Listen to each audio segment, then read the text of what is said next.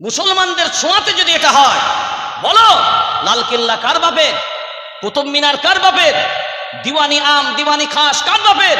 এই ভারতবর্ষের যে ম্যাপটা সারা ভারতবর্ষে চলে, এই ম্যাপটাও আমার পূর্বপুরুষরা দিয়ে গেছে। সেই ম্যাপ, তোমাদের তৈরি করা একটা ম্যাপ এখনো পর্যন্ত তোমরা তৈরি করতে পারোনি। আমার দাদুর ম্যাপ, আমার বাপ দাদুর রেখে যাওয়া সম্পদ, এই ভারতবর্ষের স্বাধীনতা 1920 সালের পূর্ব পর্যন্ত একজনের নাম নেই যারা এদেশের জন্য স্বাধীনতার আন্দোলনে লড়াই করেছে, একমাত্র মুসলমানের সন্তান ছাড়া।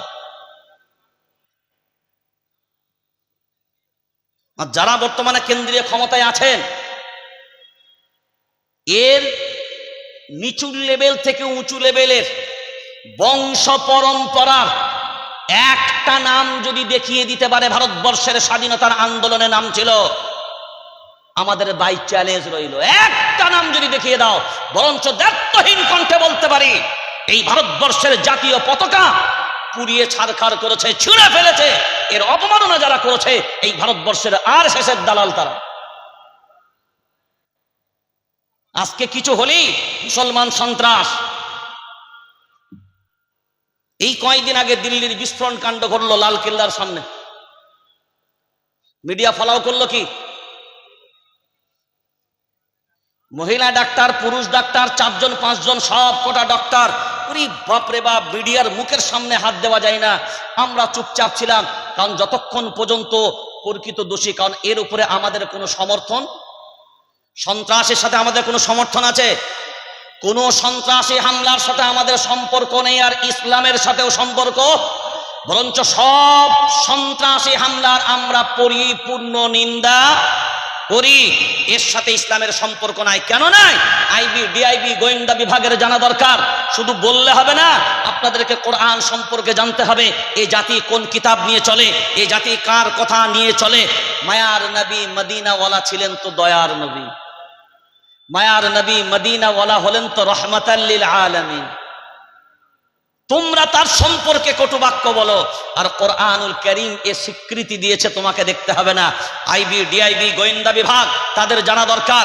যে সময় কাশ্মীরে হামলা হলো, মিডিয়া যেভাবে তুলে ধরলো যে নাম জিজ্ঞাসা করে করে হত্যালীলা হয়েছে, সেই সময় আমি কলকাতা হাইকোর্টে এই ব্রিগেড মামলা নিয়ে, কলকাতা হাইকোর্টে সেদিনকে আমাদের মামলা চলছে, তো হাইকোর্ট চত্বরে প্রায় 40টার মতন মিডিয়া বলল, সিদ্দিকুল্লাহ সাহেব হঠাৎ করে এই আক্রমণ, এই ব্যাপারে আপনাদের মন্তব্য। আমি প্রথম প্রশ্ন করেছিলাম, যেটা বর্ডার পাহারা দেয় কারা? কথা জবাব দিবেন, কারা? বিএসএফ কার আন্ডারে? তবলিগ জামাতের আন্ডারে, ফুরফুরার আন্ডারে, আহলে হাদিসদের আন্ডারে, মুসলমানদের আন্ডারে? বিএসএফ জওয়ান কার আন্ডারে? কার আন্ডারে? অমিত শাহর আন্ডারে। কার আন্ডারে? স্বরাষ্ট্র দপ্তরের আন্ডারে। তো তোমার স্বরাষ্ট্র দপ্তরের আন্ডারে বিএসএফ জওয়ান, তাদেরকে ভেদ করে এরা ঢুকলো কিভাবে? এখন বললেন বাড়িতে যদি চুরি হয় তো প্রথম কাকে পাকড়াও করা হয়? বাড়ির দারোয়ানকে।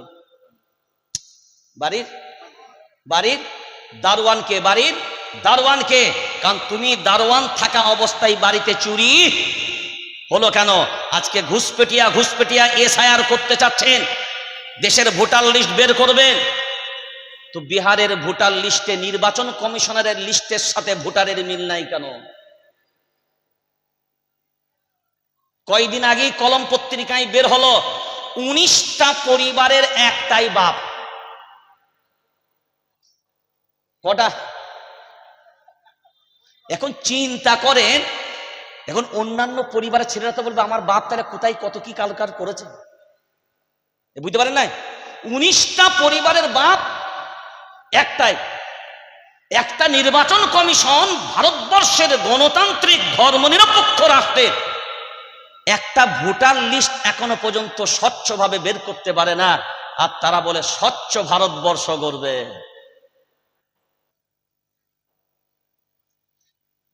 চক্রান্তটা অন্য জায়গায় নয়, চক্রান্তটা ছিল একটাই জায়গা। কারণ আরএসএস এর স্বপ্ন ছিল 100 বছর পূর্বে। যারা মুরব্বী মানুষ আছেন, যদি খবর থাকে আপনাদের কাছে, তাহলে নিশ্চয়ই মনে থাকবে, 90-এর দশকে যখন একে আদবানি রথযাত্রা শুরু করেছিল, মনে আছে কি আপনাদের? তার পূর্বে একটা স্লোগান ভারতবর্ষে চলতো, হয় ভারত ছাড়ো না হলে কোরআন ছাড়ো। মনে আছে স্লোগান?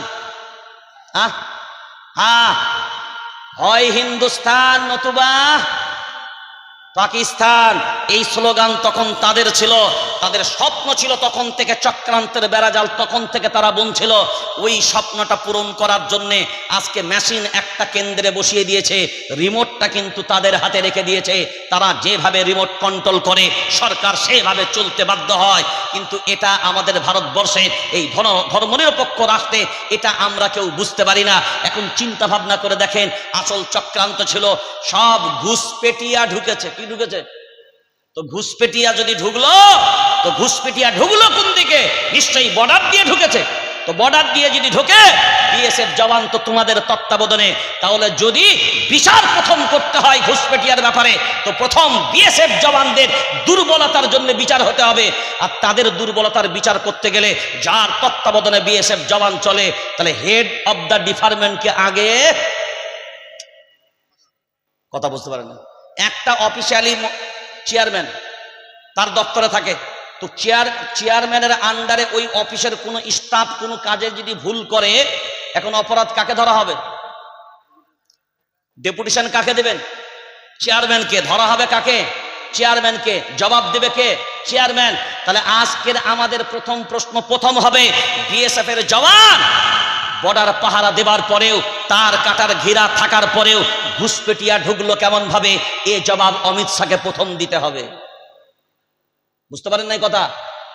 এরপরে মনে মনে ভাবলেন, বিহারে এসআইআর করলাম, বুঝি মুসলমানদের লাখ লাখ মুসলমানের নামগুলোকে কাটা যাবে। বগল বাজাতে শুরু করলো। 47 লক্ষ এসআইআর এ নাম বাদ গেল। কত লক্ষ? 47 লক্ষ।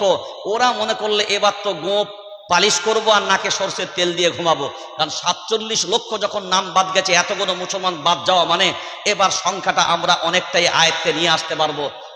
এখন বাদ গিয়ে যখন পর্যবেক্ষণ করে দেখছে, তখন দেখছে 47 লক্ষের মাঝখানে 78টা মুসলমান। আল্লাহু আকবার বলেন। কয়টা মুসলমান? 78টা মুসলমান আর 3টে রোহিঙ্গা। আর 47 লক্ষ সব কার ঘাড়ে? ওদের ঘাড়ে। কার ঘাড়ে? হ্যাঁ, ওর ঘাড়ে। ঠিক সেম টু সেম আসামে করলো, 19 লক্ষ এনআরসিতে বাদ গেল, 14 লক্ষ ওর ঘাড়ে। আল্লাহু আকবার বলেন। কারণ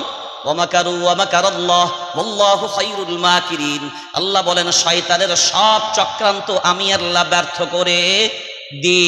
আজ নির্বাচন কমিশন বলছে আমার লিস্টে ভোট পড়েছে 67%, সেই অনুযায়ী এত লক্ষ হয়।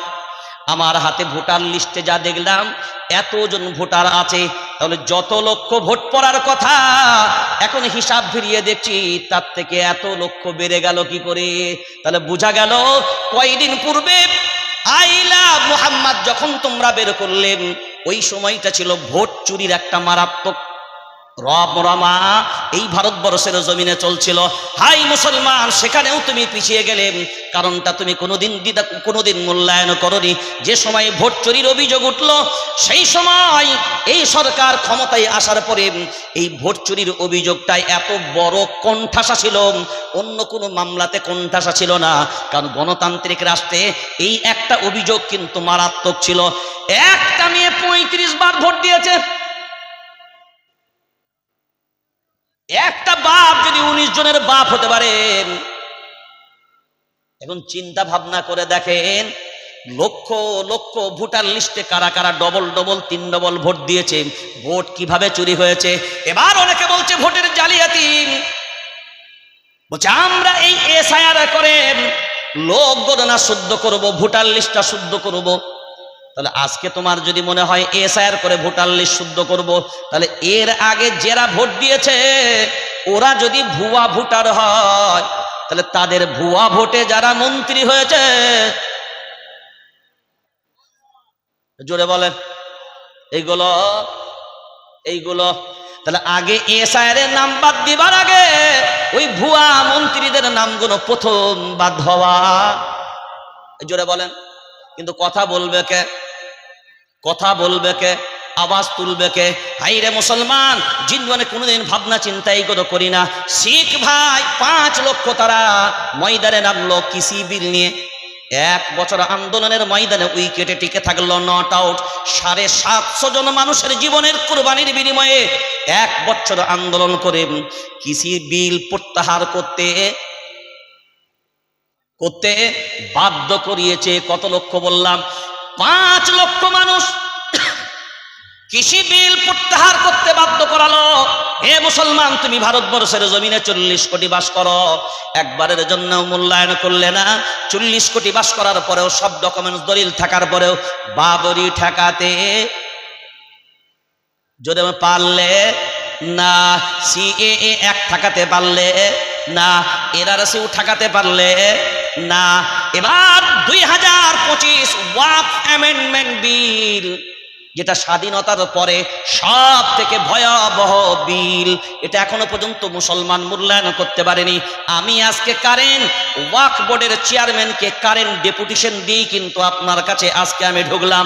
আমি বার হয়েছি বহু পূর্বে, জোহরের পরে যেহেতু ডেপুটেশন ছিল, ডেপুটেশন দিয়ে যেভাবে বুঝতে পারলাম কত রকমের কারনামা ওয়াকফ নিয়ে চলছে।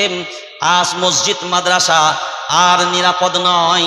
মসজিদ মাদ্রাসা নিয়ে নেবার চক্রান্তর ফান কিভাবে পেতেছে আমি সাধারণ আম পাবলিক এখনো পর্যন্ত বুঝতে পারিনি। আকসার মসজিদ, সারা ভারতবর্ষের 99% মসজিদ এই আইনের আওতায় পড়ে যাবে। ওই জন্যই যদি একটু ব্যাকের দিকে যায়, মে মাসে 11 এবং 12 তারিখে, রাজ্যের নাম হলো উত্তরাখণ্ড, 11 এবং 12 তারিখে এই 2 দিনে 250 মসজিদ আর মাদ্রাসা সিল করেছে। মাসখানেক পূর্বে আসাম সরকার 3 দিনের ভিতরে 280টার মতন মসজিদ বুলডোজার দিয়ে ভেঙে নিঃস্মার করে দিয়েছে। কারোর হিম্মত নেই, কারোর শক্তি নেই রুখে দেবার মতন বুলডোজার গণকে। এবার বলেন 280টা মতন মসজিদ 3 দিনে যদি মিসমার করে দেয়, আপনার কি মনে হয় এই জায়গায় এসআইআরটা 2026-এর পূর্বেই করার প্রয়োজনটা হলো কেন? কারণ এসআইআরে যে কটা নাম বাদ দেবার চক্রান্ত হবে তাদের পার্সেন্টেজটা হলো 4% ভোটার লিস্টে। যদি আমরা আমাদের সংযোজন করিয়ে দিতে পারি, 4% যদি ভোটটাকে বাড়িয়ে নিতে পারি, বাংলার মসনদে আমরা বসবো। আর বাংলার মসনদে যদি তারা বসতে পারে, তাদের ভাবনা চিন্তা হলো এই 3.5 কোটি মুসলমানের বারবারান্ত বাংলার মাটিতে সব থেকে বেশি। এইগুলো কি আমরা একবার দেখব? এত দল, এত মত, এত পথ, সারা ভারতবর্ষে 40 কোটির বেশি মুসলমান থাকার পরে ওরা আল্লাহর গোলাম। মুসলমানদের দল হলো 1টা নয়, 2টা নয়, 10টা নয়, 20টা নয়, 450 মতন মুসলমানদের দল আছে। কয়টা বললাম? 450। এখন এই 450 দলকেই যদি জিজ্ঞাসা করা হয়, বল হকপন্থী কারা? সবাই বলবে আমরা। এবার দেখেন কুরআনুল কারীম, ইউরিদুনা আন ইউতফিউ নূরাল্লাহি বিআফওয়াহিহিম ওয়াল্লাহু মুতিম্মু নূরিহি ওয়ালাউ কারিহাল কাফিরুন। আল্লাহু আকবার বলেন। এই কথাগুলো কার? আল্লাহ। আল্লাহ যখন কথা বলে মুসলমানদের টেনশন নেবার কোনো জায়গা নাই। আমরা বলেছি বেটা এনআরসি করবি কর, এসআইআর করবি কর, যত রকমের তোর প্ল্যান আছে সব রকমের কর। মুসলমান তো সব সময় পরীক্ষার জন্যই তৈরি আছে। ওয়ালা নাবলুওয়ান্নাকুম বিশাইইম মিনাল খাউফ ওয়াল জু'i ওয়া নাকসিম মিনাল আমওয়ালি ওয়াল আনফুস ওয়াস সামারাত ওয়া বাশশিরিস সাবিরিন। মুসলমান সব সময় কুরবানির জন্যও তৈরি, মুসলমান সব সময় পরীক্ষার জন্য তৈরি। এ দেশ গাদ্দারদের হাতে তুলে দেবার জন্য স্বাধীনতার লড়াই আমরা করিনি। এই দেশ গাদ্দারদের হাত থেকে রক্ষার জন্য স্বাধীনতার আন্দোলন আমরা করেছিলাম। আবার যদি প্রয়োজন হয় এই দেশ গাদ্দারদের হাতে চলে যাচ্ছে, তো নিশ্চয়ই যদি দেশ বাঁচানোর প্রয়োজনে যদি আবারও রক্ত দেবার প্রয়োজন হয়, আমরা তৈরি আছি না নাই? পারবো ইনশাআল্লাহ। কারা কারা তৈরি আছেন হাত তুলে দেখান তো দেখি। লিল্লাহি তাকবীর। হে মুসলমান, এবার ভাবনা চিন্তা করে দেখো, এরা সব রকমের চক্রান্তের বেড়াজাল বুনবে। কিন্তু আল্লাহ বলছে তুই টেনশন লিস না, কারণ ওয়ামাকারু ওয়ামাকারাল্লাহ ওয়াল্লাহু খায়রুল মাকিরিন, এদের সব চক্রান্ত আমি আল্লাহ ব্যর্থ করে দিই। আর নিরাপত্তার ব্যাপারে তুই টেনশন নিবি না, কারণ নিরাপত্তার দায়িত্বে অন্য কেউ নয়, নিরাপত্তার দায়িত্বে একমাত্র আছি কে? আল্লাহ। ওই জন্য আল্লাহ কোরআনুল কারীম সূরার নাম সূরা আল ইমরান ৪ নম্বর পারা ১০ নম্বর সাফার ভিতর আল্লাহ ক্লিয়ার করে দিয়েছেন, ইয়ানসুরকুমুল্লাহু ফালা গালিবা লাকুম ওয়া ইয়াখযুলকুম ফামান যাল্লাযী ইয়ানসুরকুম মিন বা'দিহি ওয়া আলাল্লাহি ফালইয়াতাওয়াক্কালিল মুমিনুন। আল্লাহু আকবার বলেন। আমার বাপের কথা নয়, আল্লাহ নিজে ক্লিয়ার করেন, আমি আল্লাহ যাকে হিফাজত করব, দুনিয়ার সব শক্তি যদি একত্রিত হয় তারপরেও আমি আল্লাহ বলছি তার পশম বাঁকা করতে পারবে। আর আমি আল্লাহ যাকে হিফাজত করব না, সারা দুনিয়ার সব ক্ষমতা যদি তাকে নিরাপত্তা দেবার চেষ্টা করে তারপরেও আটকাতে পারবি না। আর নিরাপত্তা দিয়ে যদি কাউকে রক্ষা করা যেত, তাহলে প্রথম আমার প্রশ্ন হলো, রাজীব গান্ধীজির নিরাপত্তা কি কম ছিল? ইন্দিরা গান্ধীর নিরাপত্তা কম ছিল? গান্ধীজির, মহাত্মা গান্ধীর নিরাপত্তা কম ছিল? কথা বলেন। এত ঘিরাটো পেয়েও তারপরে মৃত্যুবরণ করতে হলো। এখন বিবেক দিয়ে যদি আমরা মূল্যায়ন করি, দেখবেন আমাদের মন্ত্রী বলেন, এমপি বলেন, এমএলএ বলেন, যারা রাস্তায় যায় তাদের যে গাড়িগুলো দেখবেন মাথায় সব কি জ্বলে? লাল বাতি। কি বাতি? এখন লাল বাতিগুলো চুপ থাকে না, দপদপ করে? জোরে বলেন, এই লাল বাতিগুলো দপদপ করে কেন? আসলে কোনোদিন মূল্যায়ন গবেষণা করিনি এইগুলো আমরা। মন্ত্রীদের মাথার উপরে গাড়িগুলো দপদপ দপদপ দপদপ এই জন্যই করে, রাস্তা ক্লিয়ার কর, কারণ উপরে বাতি করে দপদপ, মন্ত্রী বাবুর কলিজাও ওর থেকে বেশি করে ধকধক ধকধক ধকধক, এই বুঝি কোন দিকে গুলি আস। ওই জন্য দেখবেন ব্ল্যাক ক্যাট কমান্ডার, কোন কমান্ডার দিয়ে ঘেরা? Black cat commander. ব্ল্যাক মানে কালো, আর ক্যাট মানে বিড়াল, কালো বিড়াল দিয়ে ঘিরা। আল্লাহ বলছে কালো বিড়াল দিয়ে ঘিরবি তোরা, আর আমি আল্লাহ রেড বিড়াল রেখে দিয়েছি। কুল ইয়াতাওয়াফাকুম মালাকুল মাউতিল্লাযী উকিলা বিকুম। কোথায় লুকাবি, কোথায় যাবি? সব দারাজালের ভিতর থেকে, আইনামা তাকুনু ইউদরিকুমুল মাউতু ওয়ালাউ কুনতুম ফি বুরুজিম মুশাইয়াদা। যদি কিলার ভিতরেও তুমি ঢোকাও, আমি আল্লাহ যখন বের করব, টেনশন তোকে নিতে হবে না। যে প্রান্তে যে জায়গায় থাক না কেন, আমি আল্লাহ এমন কোয়ালিটির বিড়াল রেখেছি, কোনো বিড়াল মানবে মালিকুল মাউতের যখন টাইম হবে, পৃথিবীর কোন জায়গা আছে যেখানে ঢুকতে পারবে না? জোরে বলেন। এখন যদি ভারতবর্ষ বন্ধ হয়, ভারতবর্ষ বন্ধ হলে ঢুকতে পারবে? জোরে বলেন। রেড সিগন্যাল যদি পড়ে থাকে তারপরেও, কারণ আল্লাহ বলছে হিফাজত কার? হিফাজত কার? আল্লাহ। আমি যাকে হেফাজত করব, সারা দুনিয়ার শক্তি একত্রিত হলেও তার পশম বাঁকা করতে পারবে না। আর আমি যদি হেফাজতের দায়িত্ব না নিই, সারা পৃথিবীর সবাই মিলে চেষ্টা করলেও ঠেকাতে পারবে না। আমি গিয়েছিলাম একবার লালগড়, কিষানজির আমলে। সে সময় মাওবাদী হামলা চলছে, উপদ্রব চলছে, তো শান্তি প্রতিষ্ঠিত করার লক্ষ্যে গেলাম। আমার কদ ভাই যাচ্ছে, যেটা আমি নিজে অল ইন্ডিয়া মানবাধিকার কমিশনের, আমি অল ইন্ডিয়া মেম্বার, সারা পশ্চিমবঙ্গ রাজ্য জামিয়াতুল আইম্মা ওয়াল উলামার আমি সাধারণ সম্পাদক, অল ইন্ডিয়া মুসলিম পার্সোনাল ল বোর্ডের তাহাফফুজ আওকাফের আমি পশ্চিমবঙ্গের মেম্বার, অল ইন্ডিয়া বুদ্ধিজীবী মঞ্চের সারা হিন্দুস্তানের যত বড় বড় তানজিম আর সংগঠন আছে তাদের মিলিত যে বুদ্ধিজীবী মঞ্চ, সেই মঞ্চের আমি একজন গুনাহগার মেম্বার। যার কারণে বহু ক্ষেত্রে বহু আন্দোলনে যেতে হয়, কারণ আমরা সব জেল খাটা মানুষ। টেনশন আপনাদের নিতে হবে না, আপনাদের জেলে যেতে হবে না। তো আমি গেলাম শান্তি প্রতিষ্ঠার জন্য, আমার কনভয় যাচ্ছে। হঠাৎ করে সিআরপিএফ জওয়ান বোঝেন না, তাদের হাতে সব AK-47 থাকে। AK-47 বোঝেন? মুরব্বীরা মনে করছে ললিপপ।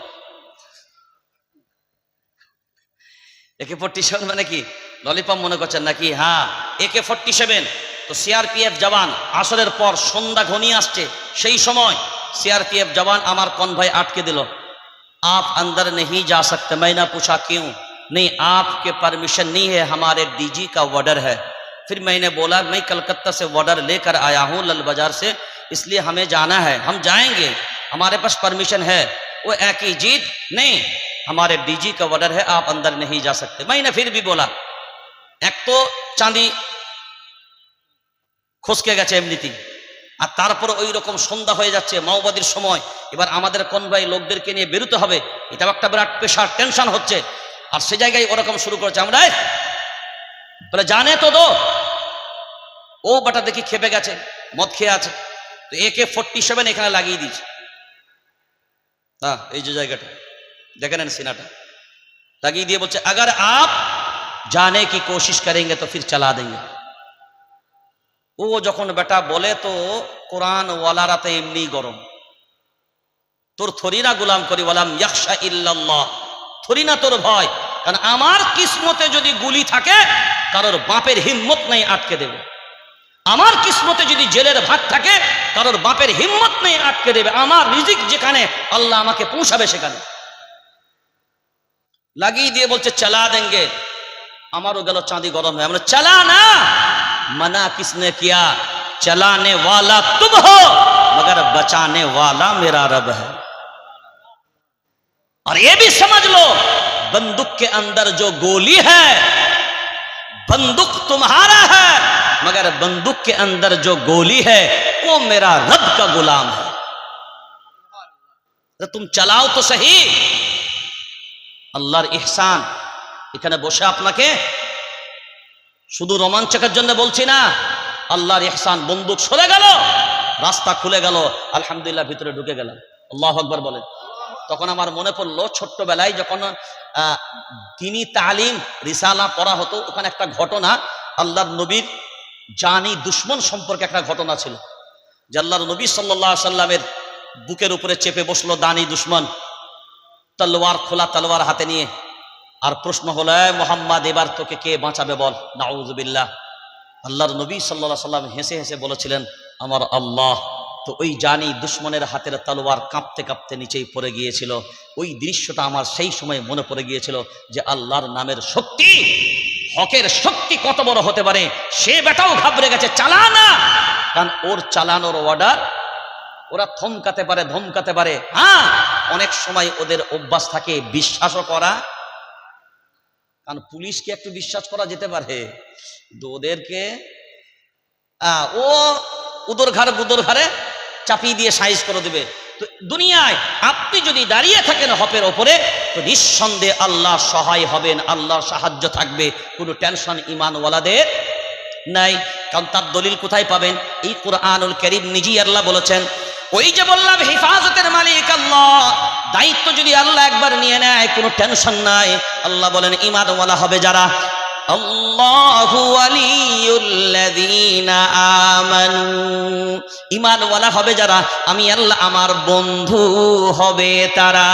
আর বন্ধু যদি বিপদে পড়ে অন্য বন্ধু দাঁড়িয়ে দাঁড়িয়ে দেখবে বলে মনে হয় না। আল্লাহ নিজেই বলে দিয়েছেন হাসবুনাল্লাহু ওয়া নি'মাল ওয়াকিল, আমার থেকে বড় অভিভাবক আর দুনিয়ার জমিনে কেউ হবে না। আল্লাহ কোরআনুল কারীম 26 নম্বর পারা, সূরার নাম সূরা মুহাম্মদ, 6 নম্বর সাফার লাস্ট নম্বর আয়াতে আল্লাহ এমন কথা বলে দিলেন, ওরে ঈমানওয়ালা, তোমাদের জন্য কোনো টেনশনের কোনো বাইগা নাই। হে ঈমানওয়ালা, মন খারাপ করার কোনো অপশন নাই। যালিকা বিআন্নাল্লাহা মাওলাল্লাযীনা আমানু। আল্লাহু আকবার বলেন।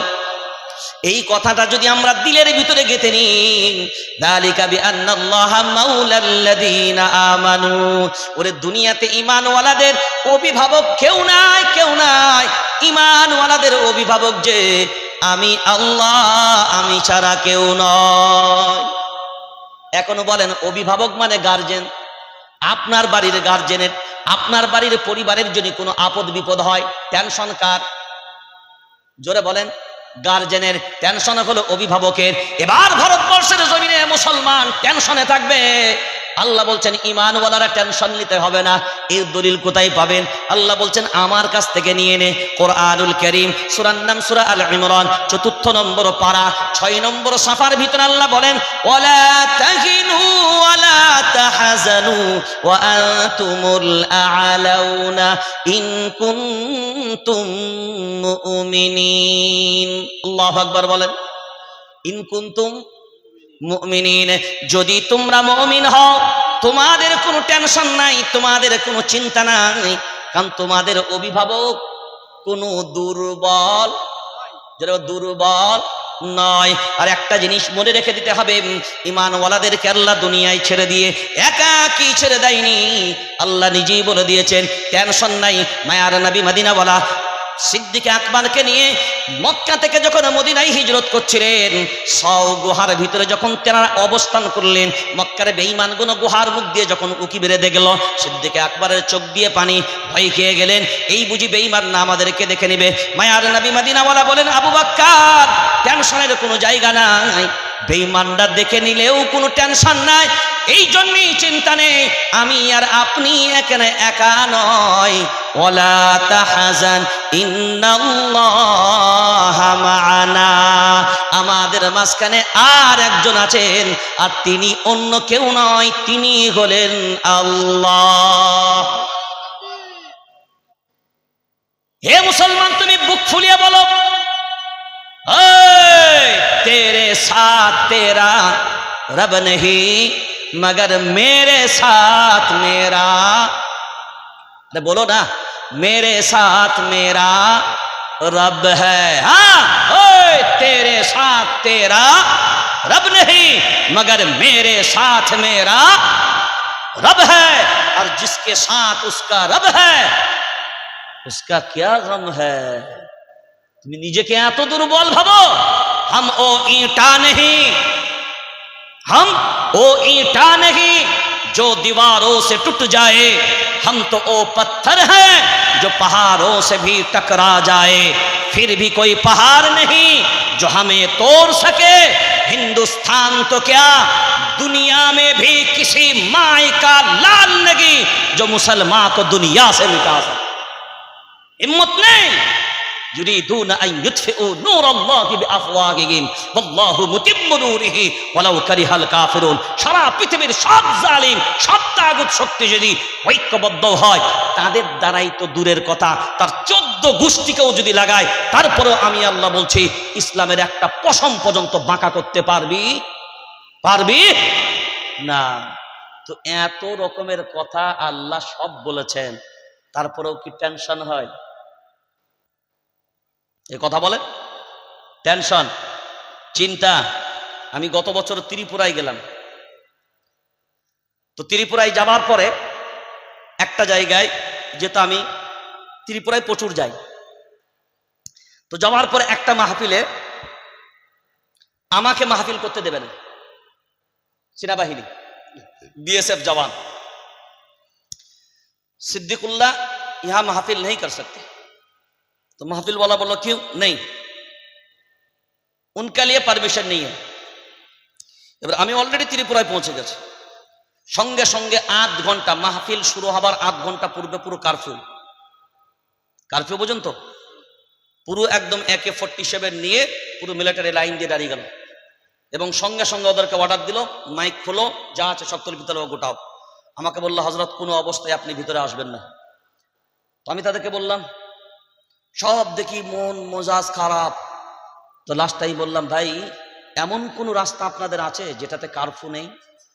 বলে একটাই আছে, ঘুরে ঘুরে ঢুকতে হবে। আমি তোরা ওই লোকেশনটা আমাকে দে, যে আমাকে ওই রাস্তায় ঢুকাতে পারবে। আল্লাহর ইহসান, সন্ধ্যার সময় বার হলাম ওই রাস্তা দিয়ে, তাদের প্যান্ডেলে গিয়ে দেখলাম 70 গ্রাম যেন মনে হচ্ছে সব এদের মা বাপ সব মারা গেছে, পুরো এতিমের মতন, কারণ তাদের মাহফিল গোনা বহুত কষ্ট করে মাহফিল গোনা করে। এবার আমি বললাম ভাই মসজিদ আছে? বললো হুজুর প্যান্ডেলের পিছনেই তো মসজিদ। আমি সব মসজিদে চলেন, মাসোয়ারা মসজিদে হবে।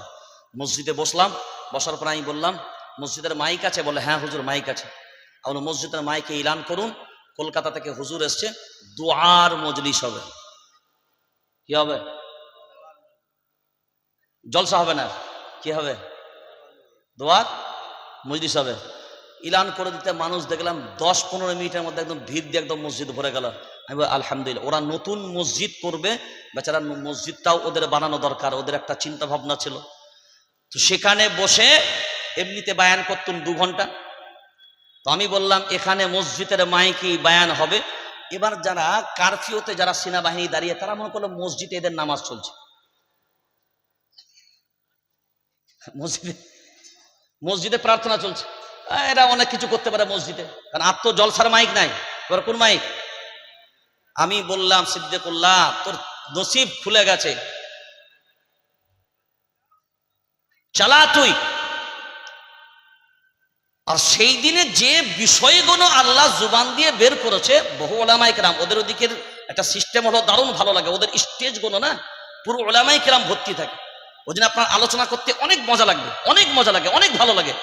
ওলামায়ে কেরামরা বলছে, হুজুর কি বলবো, যেন মনে হচ্ছে আমরা তো কোরআন নাজিল হতে দেখিনি, কিন্তু এই পরিস্থিতির উপরে আপনি যখন বায়ানগুলো করলেন, ভাই ওখানে কেউ দাঁড়াবেন না, আমি বায়ান করব না, সবাই ভিতরে বসেন, নাহলে ওখান থেকে সাইড হয়ে যান। এই আপনাকে দাঁড়ানো দেখে এই মনের পরিবর্তন ঘটছে, একদম ভিতরে ঢোকেন, হয় ভিতরে চলে আসেন, নাহলে সাইডে যান। তো বলছে হযরত, মনে হলো কোরআন নাজিল হতে আমরা দেখিনি, কিন্তু আজকে যখন আয়াতগুলো পড়ছেন আর এর তরজমাগুলো করছেন, যেন মনে হচ্ছে আল্লাহ আয়াতগুলো আমাদের জন্যই আল্লাহ নাজিল করেছেন। जो डर गया वो गया, जो डर गया, जो डर गया वो गया। প্রথমেই একটা কথা কি বললাম, আমরা সন্ত্রাসের সাথে কোনো সম্পর্ক রাখি না, সন্ত্রাসের সাথে আমাদের কোনো সম্পর্ক নেই। কারণ মায়ার নবী মদিনাওয়ালা বলেন, লা ইয়াদখুলুল জান্নাতা মান লা ইয়ামানু জারুহু বাওয়াইকা। নবী বললেন, ও জান্নাতে কোনোদিন যাবে না যার দ্বারাই তার প্রতিবেশী নিরাপদে থাকবে না। কার কথা?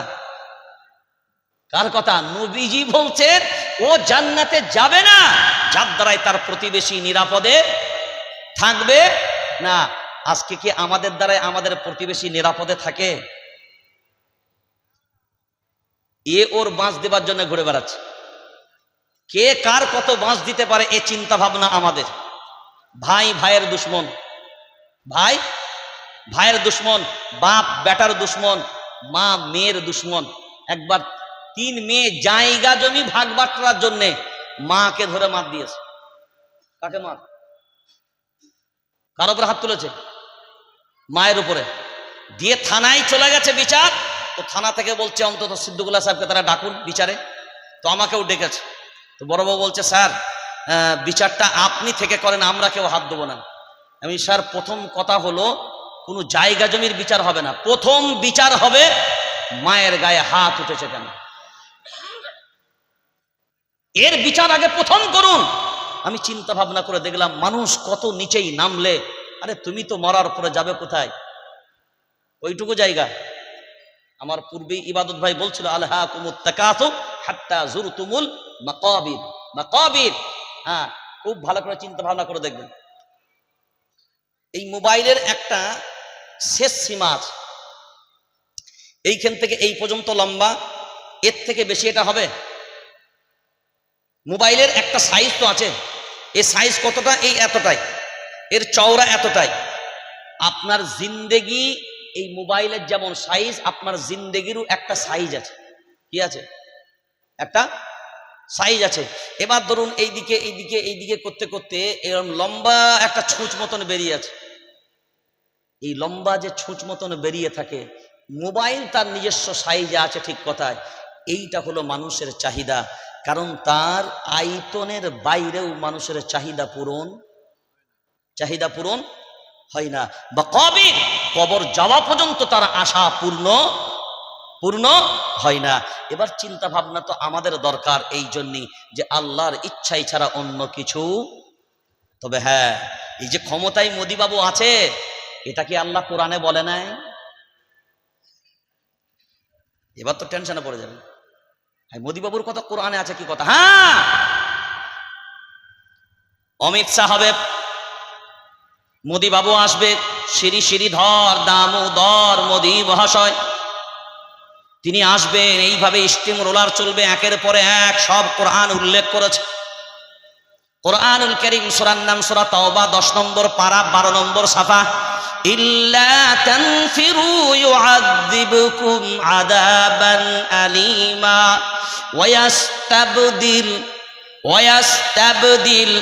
ওয়ায়াস্তাবদিল কওমান গায়রাকুম ওয়ালা তাদুররুহু শাইআ। কার কথা? বর্ধমান থেকে ভাড়া করে এনেছি। আল্লাহ বলেন, শুনে রেখে দাও, তোমার কাছ থেকে যখন দিন বিদায় নেবে, তোমার পরিবার থেকে দিন বিদায় নেবে, তোমার মহল্লা থেকে দিন বিদায় নেবে, তোমরা হাত গুটিয়ে বসে থাকবে, আমি আল্লাহ সেই সময় তোমাদের মাথার উপরে জালিম শাসককে চাপাবো। কি শাসক চাপবো? জোরে বলেন। জালিম শাসককে আমি আল্লাহ চাপাবো। এই জালিম শাসককে চাপাবো তা নয়, এরা তোমাদেরকে জুতো পিটা করবে। কি করবে? বুলডোজার চালাবে তোমাদের উপরে, স্টিম রোলার চালাবে। তারপরেও তোমরা কোথাও পাবে না, সোজা হাত তুলে চাইতে যাবে রব্বানা। আল্লাহ বলে, আর ঢং করিস না, আগাগোড়া কিছুই দেখলি না, সোজাই বলিস রব্বানা। আর আমি আল্লাহ বলছি, এই মুহূর্তে যত বলবি রব্বানা, একটাও রব্বানা আমার আরশে আজিমে যাবে না, দোয়া চাইলেও কবুল হবে না। কারণগুলো অনেক বড় বড় বর্ণনা, সেইগুলো বিশ্লেষণের সময় আজকে নেই। এবার মুসলমান বিবেক দিয়ে ভাবনা চিন্তা করে দেখেন, আল্লাহ যখন নিজে ক্লিয়ার করে বলে দিলেন মুমিনদের জন্য কোনো টেনশন নাই, মুমিনদের জন্য কোনো চিন্তার কারণ নাই। এখন প্রশ্ন হলো, ওই জায়গায় আমরা মুমিন আছি কি না?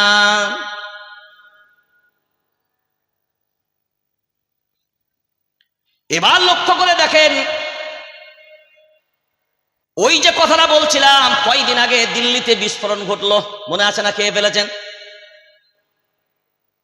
মিডিয়া কি প্রচার দিল? সব কারনামাগুলো কাদের? মুসলমানদের। গতকালকের পত্রিকার নিউজ দেখেছেন? এনআইএ গতকালকে সব ডক্টর যেগুলোকে অ্যারেস্ট করেছিল সব বাইকে রিলিজ করেছে। আল্লাহু আকবার বলেন। এবং এনআইএ বলেছে না, একটাও দোষী না। এখন দোষী পাওয়া গেল যে নামটা আমি আর বললাম না। কয়দিন আগে কাকদ্বীপে মন্দিরে মুন্ডুপে মূর্তি ভাঙার কেসে নাম আসলো মুসলমানদের।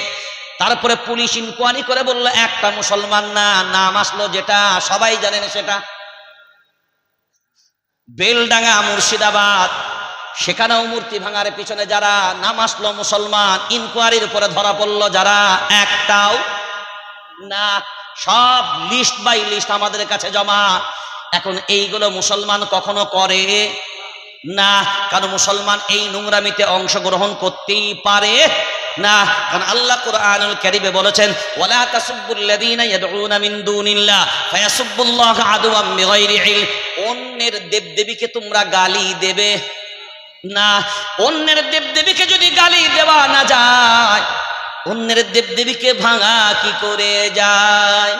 মায়ার নবী মদিনাওয়ালা বাইতুল্লাহর ভিতরেও যখন 360 মূর্তি, নবীজি একটাও ভাঙেননি। ডাল নিয়েছেন আর বলেছেন, সত্য যদি হও উইকেটে থাকো, আর মিথ্যা যদি হও রাস্তা ক্লিয়ার করো। সব বেটা টুকটুক করে নিজে পড়েছে আর ভেঙেছে। হ্যাঁ, এই জায়গাগুলো আমাদের ভাবা দরকার। আল্লাহ যখন মূর্তি কাউকে গাল দিতে নিষেধ করেছেন, ভাঙার কোনো অপশন নাই। আর সন্ত্রাসের সাথে ইসলামের এই জন্যই সম্পর্ক নাই। সূরার নাম সূরা মায়েদা, সূরার নাম সূরা মায়েদা 6 নম্বর পারা নাম্বার 6। আজকে মানুষ মানুষকে হত্যা করেন, মানুষ মানুষকে খুন করেন, পলিটিক্স ভাবে নন পলিটিক্স ভাবে। এ পার্টি সে পার্টিকে মারেন, মারছেও যারা তারা মুসলমান, মরুছেও যারা তারা মুসলমান। এ জাতির বিরুদ্ধেই সোচ্চার হয়। ভোট যখন আসে, ক্ষমতাগুলো কারা পায়? ওই দাঁড়িয়ে মোতাগুলো চেয়ারগুলো পায়, আর ওদেরকে চেয়ারে বসানোর জন্য এই জাতির মায়ের কোল খালি হয়। মারছেও যারা মুসলমান, মরছেও যারা মুসলমান। আপনি কি পেয়েছেন? সারা ভারতবর্ষে 30টার মতন রাজ্য আছে, কয়টা রাজ্যের মুখ্যমন্ত্রী মুসলমান?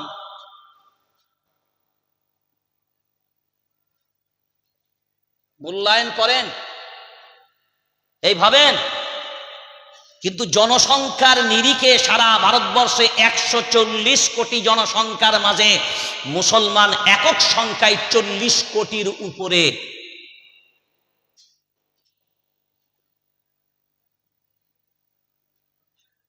কেরালা, কিলা বললাম, হ্যাঁ কেরালা, এইটা আমাদের ভারতবর্ষের ভিতরে রাজ্যটা হলেও আমাদের আতেও নাই, আমাদের পাতেও নাই।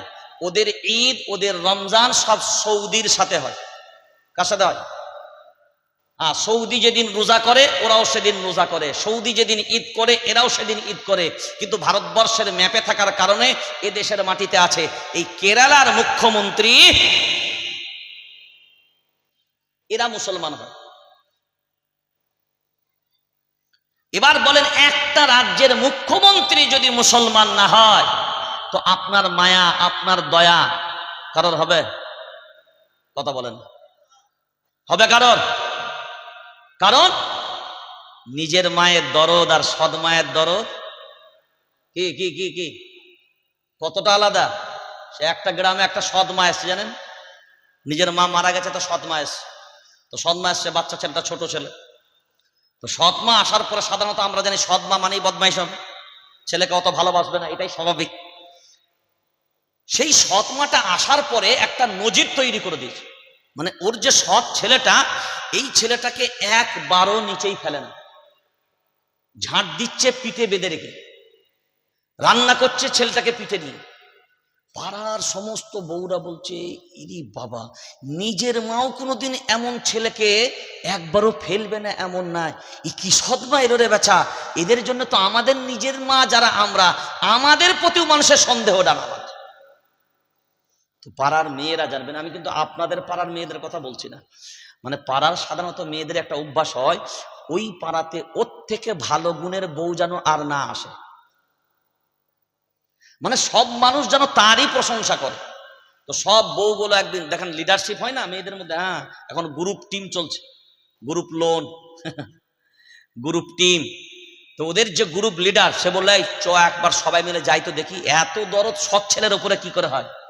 একদিন দল গুছিয়ে গেছে, গিয়ে আসসালামু আলাইকুম, হ্যাঁ গো বুনু ভালো আছো? হ্যাঁ মা ভালো আছে। অনেক কথা হতে একটা কথা জিজ্ঞেস করো বুনু, বলে হ্যাঁ বলো। আচ্ছা, আমরা নিজের ছেলেকে এত ভালোবাসতে পারি না, সারাক্ষণ পিঠে নিয়ে ঘুরতে পারি না, আর তুমি সৎ ছেলেকে এত ভালোবাসো, একবারও পিঠ থেকে ফেলছো না, সবসময় পিঠে নিয়ে ঘুরছো। একটুখানি থমকে গিয়ে এবার সদমাটা বলছে, আসলে বুনু জানো,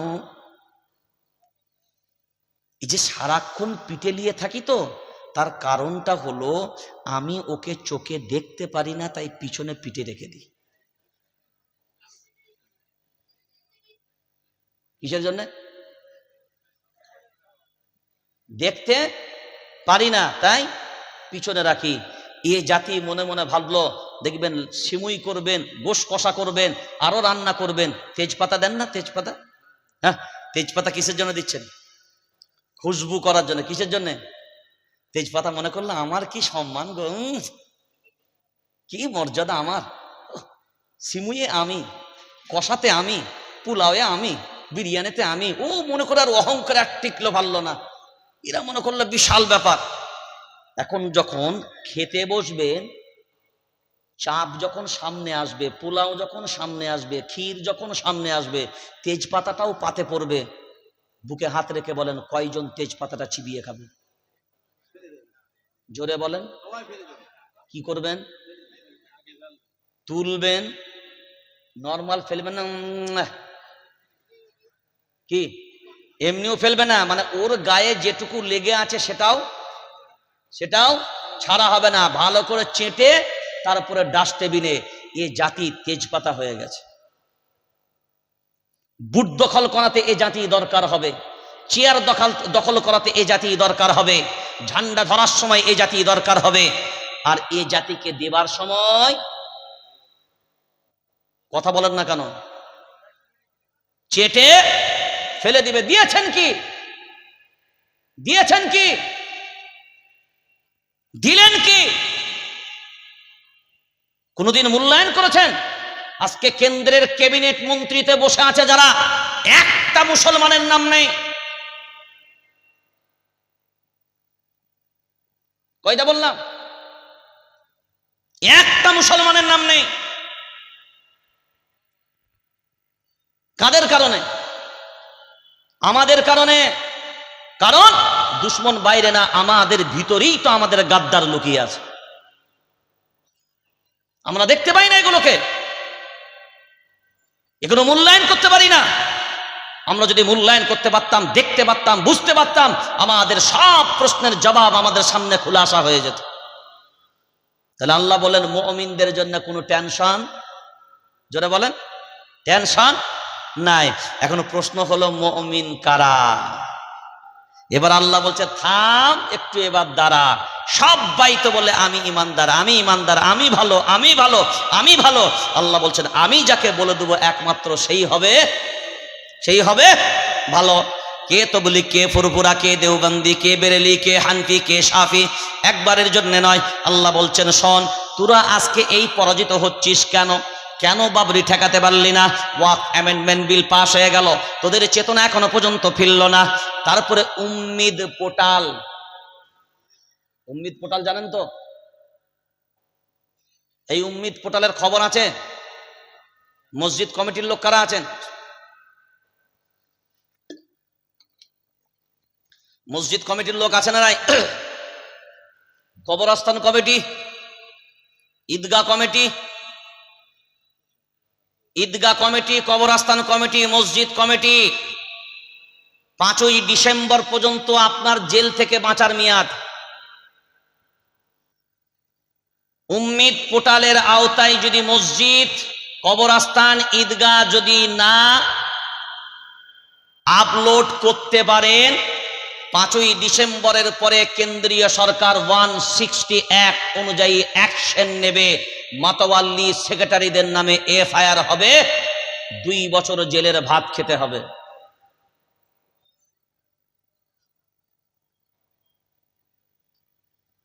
প্রত্যেকটা মসজিদ, প্রত্যেকটা ঈদগাহ, প্রত্যেকটা কবরস্থান এখনো সময় আছে। অনলাইনে উম্মিদ পোর্টালের ফর্ম নেবেন, তার সাথে যে ডকুমেন্টসগুলো সাবমিট করার দরকার হবে সেইগুলো দিয়ে ইমিডিয়েটলি যারা অনলাইনে কাজ করে তাদের মাধ্যমে এগুলোকে আপলোড করে দেন। আপলোড না করতে পারলে এই সম্পত্তিগুলো একটাও রক্ষা করা যাবে না, এগুলো সাধারণ পাবলিক সম্পত্তি হয়ে যাবে। অলরেডি আইন পাস হয়ে গেছে, আপনার কিছু করার নাই, আপনার কিছু করার নাই। হ্যাঁ, ভারতবর্ষের 2025 ওয়াক অ্যামেন্ডমেন্ট বিল হ্যাঁ পাস হয়ে গেছে, আপনার হাতে নাই আর কিছু। আর আপনি মনে করছেন সুপ্রিম কোর্টে এখনো মামলা তো এখনো কিছু দেয়নি। উম্মিদ পোর্টালের ব্যাপারে সুপ্রিম কোর্টের হাত আর কিছু নাই। উম্মিদ পোর্টালের অলরেডি ঘোষণা হয়ে গেছে সময়সীমা 5ই ডিসেম্বর পর্যন্ত। আজকে কয় তারিখ? 20 তারিখ আছে, এখনো 15 দিন। আপনারা চেষ্টা করলে বাংলার মানুষ, আমি গত 2 দিন ছিলাম উত্তরবঙ্গ, কিষানগঞ্জ, বিহার, তারপরে মালদা। তো ওখানকার জলসার মজলিস তো ওদের বহুত বড় বড়, 20,000 30,000 লোক, মহিলাও হয় প্রায় 10,000-এর মতন। তো আমি জিজ্ঞাসা করছি উম্মিদ পোর্টাল, বলে আমরা জানি না, বুঝি না।